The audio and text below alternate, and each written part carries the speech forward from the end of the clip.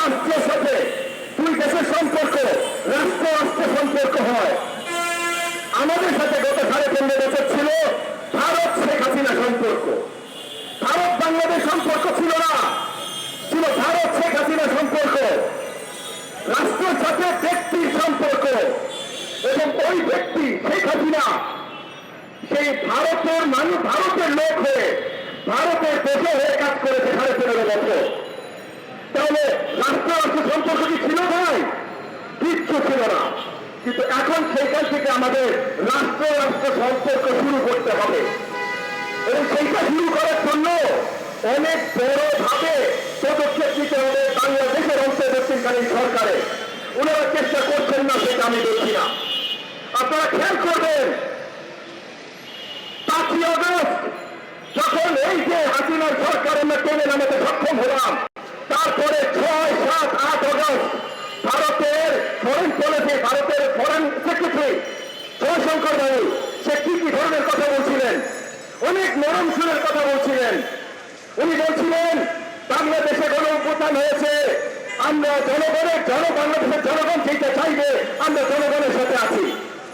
তখন ওনারা বক্তব্য রাখছিলেন 8ই আগস্ট যখন বাংলাদেশে আমরা অন্তর্বর্তীকালীন সরকার হচ্ছে, 9 আগস্ট তারা বক্তব্য দিয়েছেন আমরা অন্তর্বর্তীকালীন সরকারকে সাধুবাদ জানাই, বাংলাদেশের অন্তর্বর্তীকালীন সরকারের সাথে আমরা নিশ্চয়ই কাজ করব। একই সাথে যখন হাসিনা তাদের মাটিতে এটা নিয়ে আমরা প্রশ্ন করেছিলাম, বা বিদেশি গণমাধ্যম প্রশ্ন করেছিল, তারা বলেছিল যে বাংলাদেশের লাল পাসপোর্ট নিয়ে এসছে, আমরা বাংলাদেশের লাল পাসপোর্টকে সম্মান জানিয়েছি। এখনো আমরা ভারতকে প্রশ্ন করি নাই, বর্ডারে প্রত্যেক বছর 50 আমাদের নাগরিক কেন মৃত্যুবরণ করে? মৃত্যুবরণ তো করে না ভাই, তাদেরকে খুন করা হয়। খুন কারা করে? আমরা ফেলানির হত্যাকাণ্ড দেখি নাই, আমরা একটার পর একটা হত্যাকাণ্ড দেখি নাই। বর্ডারে বিএসএফ আমাদের নাগরিকদের খুন করে। এবং এর আগে যখন ভারত হাসিনা সম্পর্ক ছিল, তখন হাসিনার লোকের দোসররা বলতো আরে গরু স্মাগলিং করতে যায় মারা গেছে, গরু স্মাগলিং করতে যায় যদি মারা যায় থাকে, যদি আমার দেশের নাগরিক মরে তাহলে আমার দেশের মন্ত্রীর দায়িত্ব তার জানের নিরাপত্তা দেয়া, সে কেন মারা গেছে এটা চিন্তা করা না।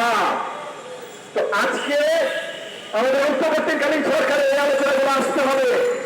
আমি আপনাদের কাছে আবেদন জানাই, মাছ কি রপ্তানি করেছে এটা নিয়ে আমরা বড় আওয়াজ না তুলি।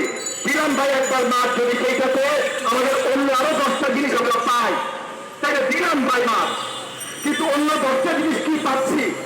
এই আলোচনাগুলো আবার পরিষ্কার আসতে হবে। আমি অন্তর্বর্তীকালীন সরকারের কাছে আহ্বান জানাই যে আপনারা আমাদের মাধ্যমে এসেছেন জনগণকে রিপ্রেজেন্ট করার জন্য, আপনারা সেই দায়িত্বটা সঠিকভাবে পালন করেন। আপনারা জনগণকে সঠিকভাবে জানাতে থাকেন কোন কাজটা কি কারণে হচ্ছে। এই যে অনেকগুলো প্রশাসনে এখনো নতুন নিয়োগ হচ্ছে, যেগুলো পরিষ্কারভাবে গণমাধ্যমে আপনারাই ভাই, আমাদের গণমাধ্যমে ভাই বোনরা আপনারা দেখিয়ে দিচ্ছেন যে তারা হাসিনার দোষর ছিল এক সময়। তাই আমাদের দেশে হাসিনার দোষর ছাড়া মানুষ নাই ভাই, এটা একটা কথা হইলো। দরকার হলে যারা অলরেডি রিটায়ারমেন্টে গেছে তাদেরকে চুক্তিভিত্তিক নতুন করে নিয়োগ দেন না ভাই।